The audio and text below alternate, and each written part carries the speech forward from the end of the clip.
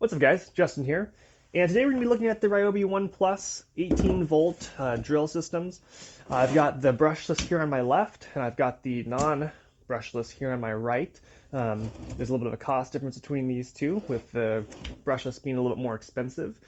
And I just wanted to go through some of the pros and cons of each. I'm not going to do a whole lot of demonstration because I think you guys have probably mostly used drills out there, but if you guys would like a demonstration video, I'm happy to do that as well. Both systems are 18 volts. Both are with the Ryobi One Plus battery system. I've been using them with 4 amp hour batteries, which gives me ample time to do pretty much whatever I need. In terms of weight, the brushless is definitely heavier. It's a little more heavy duty for sure. It also has a couple functions that the brushed system does not have. So if you look on the top here, it has the ability to do drill for doing screwing and for doing hammer drill. So if you're on drill mode here and you rotate this for your break strength before the drill will stop drilling, it doesn't work. The drilling mode basically locks it out so you have the full power of the drill all the time. If you switch to the screw mode, then if you use this, you can set the strength at which the drill will break loose and it won't drill any further. So what that looks like is if I set this to really low, like 2, if you're drilling, it just breaks loose. So it's not moving. Turn it up a little bit. Now there's more strength before it breaks loose. So it gives more drilling power. And that's to help us so your screw doesn't go through like into drywall and then goes all the way through the drywall into the stud. So you can set your give strength there. And then you finally have the hammer drill for doing masonry. So if you have a masonry bit, when you push this in, it actually starts to, it vibrates as it drills. So it actually breaks through the masonry or concrete or whatever else you're going through. You can hear that. Versus just the regular. So that's one of the big differences with the brushless system, and again, why it's a little more expensive. The brush system doesn't have any of that. It just has the braking strength, and then you can set all the way to drill if you want to right here, which is like the max setting. So it just has that feature where basically you have a drill and you have a screw function.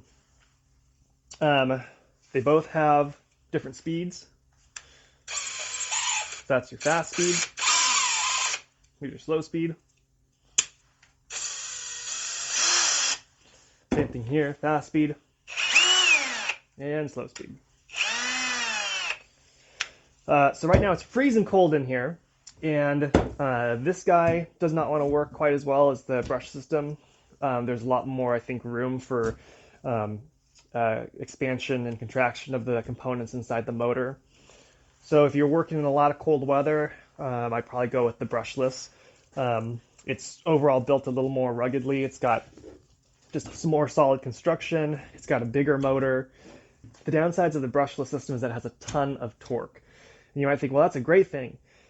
But I've been, drilling through metal and had this thing catch, and it really torques your wrist. Now it does have I'm guessing an overcurrent protection on it, where if you're drilling through and it catches and it has a big increase in the amount of amperage that the motor's drawing, it cuts it off.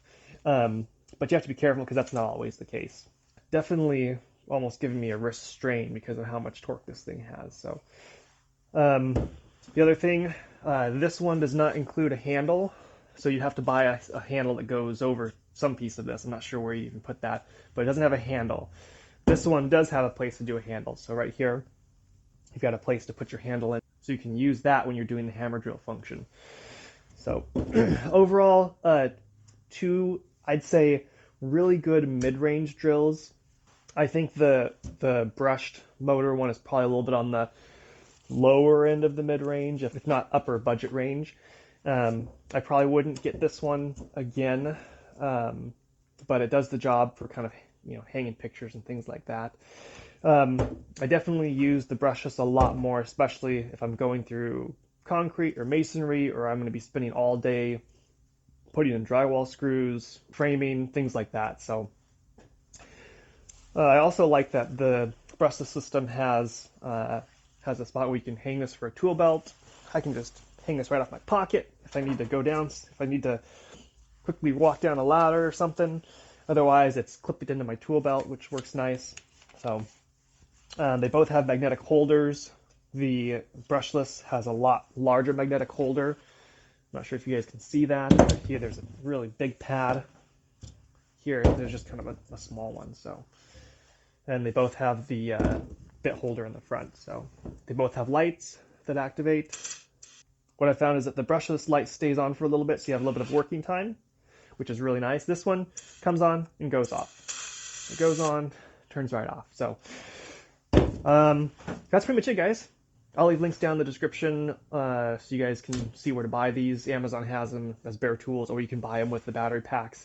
I hope that was helpful for you guys. Leave your questions and comments below. Please like the video if you do, subscribe if you have not, and hit that notification bell for more video updates in the future, and I will see you guys on the next one. Please take care.